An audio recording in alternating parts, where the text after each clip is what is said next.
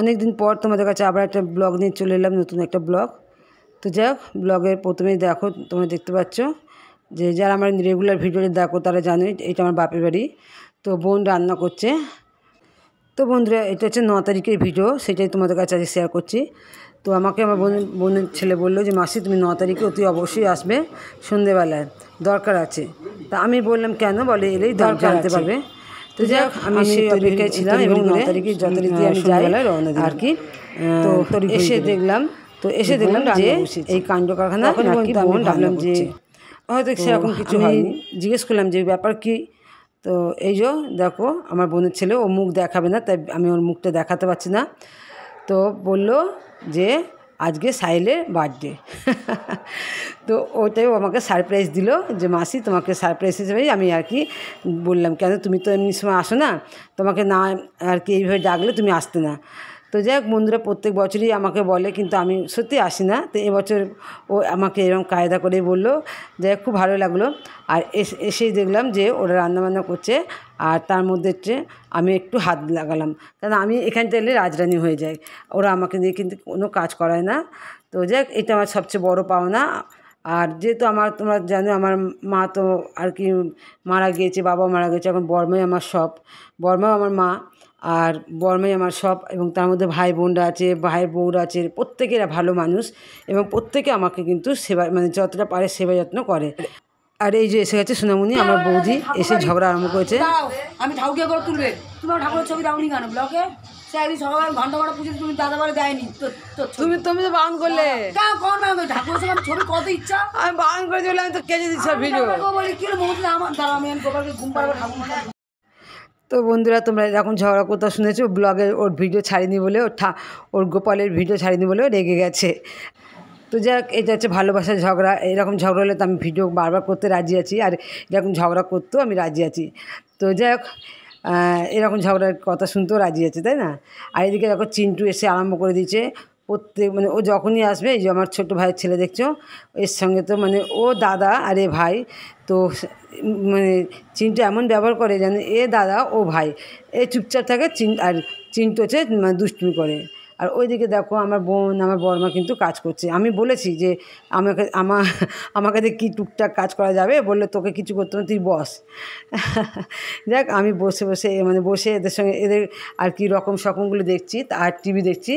তো এদিকে আমার চিন্টু আবার কি দেখো, মেশো রাজা হচ্ছে মেশো, তো খাটে বসে আছে, ওর সঙ্গে দুষ্টুমিট্টু করে নিচ্ছে, কখনো সাইলের সঙ্গে করছে।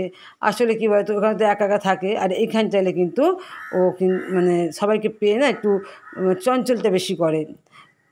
আর এইদিকে দেখো মাংকু শোনা দেখো কী করছে, যেহেতু টিভিটা চালিয়ে রেখেছে, আমি তোমাদের ভয়েসটা দিতে পারছি না, কিন্তু যা পাকা পাকা কথা বলে না এইটুকুনি পুচকিটা, এর নাম হচ্ছে মাংকু। ভালো নামটা কী যেন সোনাক্ষী না কী নাম যায় না, তবে ওকে কেউ যদি জিজ্ঞেস করতো ওর নাম কি, বলে আমার নাম ঘামাচি। যেহেতু নামটা মানে উচ্চারণ করতে পারে না।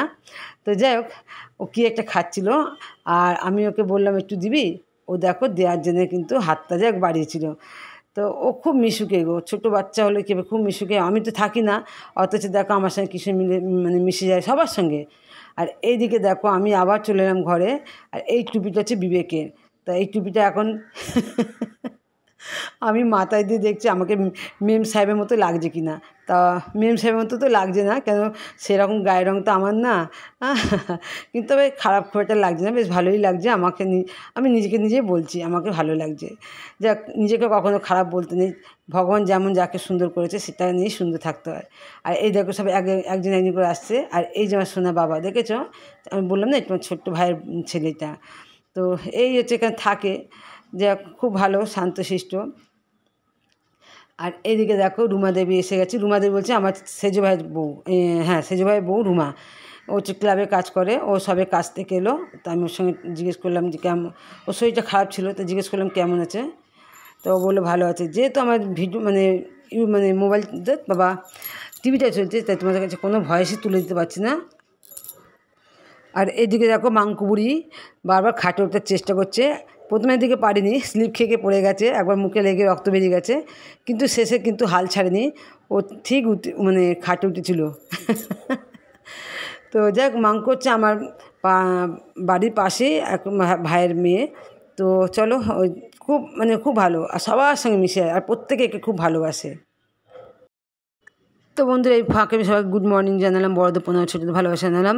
তোমরা কেমন আছো? আশা করি ভালো আছো। আমি খুব ভালো আছি। আমি যেহেতু ভিডিওটা আজকে এডিট করছি তাই তোমাদের আমি গুড মর্নিংটা আজকেই দিলাম।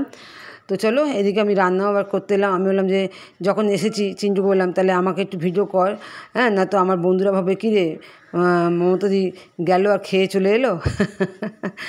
তো যাক, আমি একটু মাংসটার মধ্যে একটু হাত লাগালাম এবং বোনই সব করেছে, আমি সে একটু নেড়ে দিলাম।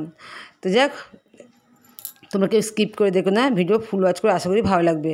আর এদিকে দেখো নিচে মানে বোন নিচে বসে আলুটা ভাজছে, আর বড়মা এদিকে টুকিটাকি কাজ করছে। আর বার্থডে বয় তো মুখ দেখাবেই না, বলছে মাসি আমার মুখ দেখাবে না, মুখ দেখাবে না। আমি বললাম কেন, তোর মুখ দেখালে কী হবে, মুখে কী আছে? তো লজ্জা পায়। তো যাক, আমি বললাম যে না, তোর মুখটা আমি তুলব না। একটুখানি মাংসটা নেড়ে দিয়ে আমি চলে এলাম ঘরে। আর এদিকে আমাদের রাজাবাবু দেখো, আমার বোনের বর মুড়ি খাচ্ছে, তা আমি ওকে রাজাবাবু বলে ডাকি। তো আমাকে দিদি বলে, আমি তো সম্পর্কে দিদি হই, ও আমাকে খুব ভালোবাসে নিজের দিদির মতো। তো ওর কাছ দিয়ে আমি একটু মুড়ি তুলে খেলাম, খিদে পেয়েছে। আর সত্যি কিন্তু সবাই রয়েছে, তবুও বলি যে মাকে একটু মিস করছি, বাবাকে একটু মিস করছি, কেন তারাও খুব ওরা তো মানুষ খুব ভালোবাসতো। তবে ওই জায়গাটা পূর্ণ করে দিয়েছে আমার বড়মা। একটু আগে আমি বললাম যে আমার বড়মা কিন্তু পূর্ণ করে দিয়েছে মা বাবার ভালোবাসাটা। তো বন্ধুরা এই যে আমার মা আর বাবা তোমরা দেখতে পাচ্ছ, এর আগেও তোমার সঙ্গে তোমরা জানোই যারা আমার ভিডিও দেখো রেগুলার। তো চলো একটু প্রণামও করে নিলাম। আর এই যে আমার দয়াল ঠাকুর। আর এদিকে সোনামণি একটা গেঞ্জি নিয়েছে সাইকেল দেবে বলে। আর এদিকে দেখো কেকটা কাটা হয়ে গেছে, যেহেতু খুব একটা বড়ো করে তো মানে খুব একটা ঘরোয়াভাবে করেছে, কেকটা ওরা কেটেই নিয়েছিল, তো সেই কেক দিল আমাদের খেতে। আর আমার কেক খেতে খুবই ভালো লাগে, তো কেকটা খেলাম। আর এদিকে আবার চিন্টু কাছ দিয়ে একটু নিয়ে খাচ্ছি। আমার শুধু যেন খাওয়া ছাড়া কোনো কথাই নেই, সত্যি বাপের ইতালে না খাই করি, কী জানি কেন। বিয়ের আগেও যেরকম ভাব ছিল এখনও ঠিক সেটাই, হ্যাঁ, সেই খাই শুধু। তো বন্ধুরা যাই হোক, এখন খাওয়া দাওয়া করছি। বোন রান্না করেছে ভাত, মাংস, আলু ভাজা আর হচ্ছে পায়েস, ঠিক আছে। তো এই দেখো বার্থডে বয় দেখো খাচ্ছে লাল গেঞ্জি পরে। এদিকে বাড়ির বসে আছে আমার দাদার ছেলে, ছোট ছেলে। বাড়ির ঠিক আছে, লজ্জা ফজ্জা পায় না, আমাদের সাহিলবাবু লজ্জা পায়। আর এদিকে আমি খেতে বসেছি, বোন আর বড়মা পরে খাবে, রাজাবু। তো যাই হোক, এই হচ্ছে আমার আজকে আমার সাহিলবাবুর জন্মদিন ছিল, বার্থডে বাড়ি। তো যাই হোক, বড়ো শহরে তো কিছু না, ঘরোয়ার মধ্যেই। তো বন্ধুরা আমি ঠাকুর কাছে মঙ্গল প্রার্থনা করি, ও একটা ভালো মানুষ হয়ে এই পৃথিবীকে বাঁচুক, মা বাবার মুখ উজ্জ্বল করুক, নিজে ভালোভাবে থাকুক আর সবাইকে ভালো রাখুক। তো যাই হোক, বড়মা দিকে আমাদের খেতে ইচ্ছে সবাইকে। তো আমাদের খাওয়া গেছে, এখন রাজাবাবু আর বড়মা খেতে বসেছে। আর বড়মা যেহেতু ঝাল একদম খেতে পারে না, তাই পায়েসের হাঁড়িটাও সাথে নিয়ে নিয়েছে। তো চলো, পরের দিন সকালে চলে এলাম সোনামণির গোপু সোনার ভিডিও করতে। ওঠো গপু, হ্যাঁ বাবা ওঠো বাবা, গপু ওঠো, ওকে ডাকতে হয় রোজ, ঘুমায়, আদর করতে হয়। ও বাবা গো, ওঠো গপু, উঠে পড়ো সোনার, ওঠো। ও বাবা বস, জামাটা খুলে দিই, যা গরম না। গপু কালকে গপুকে আমি আগে পায়েস খাওয়াবো, বলো কালকে বড়দাদার জন্মদিন, তাই গপু আগে পায়েস খাবে। তো বন্ধুরা এখন তো চলে আসবো সকালবেলা, কেন বলো তো, চিন্টু হচ্ছে 11:30টার পরীক্ষা। তো যাই হোক রেডি করেছে, আর বোন দেখো কত কী খাবার দিয়েছে, বলে এগুলো নিয়ে যাবি। তো চলো, তো আর এই যে আমাদের কালী মন্দির, তো সোনামণি এখানটা পুজো দিচ্ছে।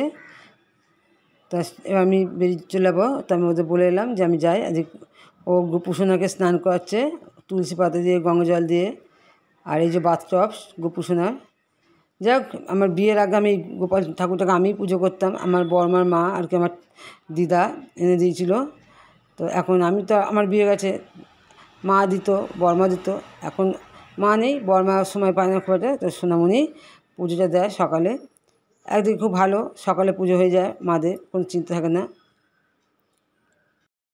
তো বন্ধুরা ভিডিও আমি আজকের মতো এখানে শেষ করছি, সবাই ভালো থেকো আর অবশ্যই আমার পাশে থাকো, আমি তোমাদের পাশে আছি।